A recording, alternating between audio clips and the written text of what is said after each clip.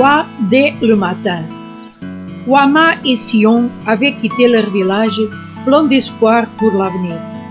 Sion travaillait pour une compagnie minière et la famille appréciait sa nouvelle vie. Alors qu'ils vivaient dans les montagnes de Papouasie-Nouvelle-Guinée, le couple avait accepté Jésus et trouvé une joie comme ils n'en avaient jamais connue auparavant. Ils se sont joints à l'église adventiste. Ils revenaient maintenant le cœur lourd, car dans le véhicule qui les transportait se trouvait le cercueil de leur fille. Les villageois avaient appris la mort de la fillette et se sont rassemblés autour du véhicule à son entrée dans le village. Après les funérailles, la famille a rendu visite aux proches et aux amis et ils ont parlé de leur maison dans les montagnes. Une nuit, étendue sur la natte, Ouama a déclaré doucement qu'elle aimait de rester dans le village et raconter aux villageois ce qu'ils avaient appris sur Dieu.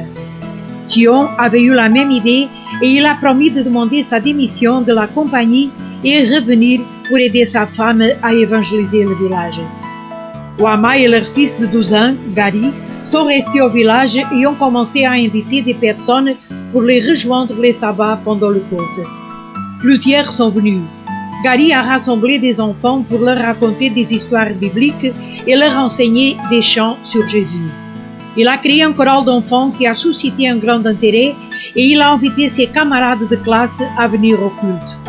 Dans une autre occasion, un jeune, Daran, responsable des jeunes dans une des grandes églises en ville, a demandé au chef du village l'autorisation de venir avec une équipe d'adolescents pour animer des séminaires sur la santé et des questions d'ordre familial. Le jour où ils devaient venir, des pluies violentes ont fait déborder le lit de la rivière et leur voiture ne pouvait pas traverser. Les adolescents, résolus à se rendre au village, se sont débrouillés pour traverser la rivière et s'y sont rendus à pied.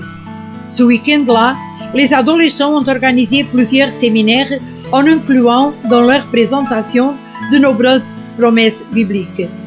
On ne se souvenait pas de réunions où les gens s'étaient montrés aussi empressés ou reconnaissants. Les villageois ont plaidé pour un dispensaire au village qui permettra également l'accès aux soins à plusieurs milliers de personnes dans la région.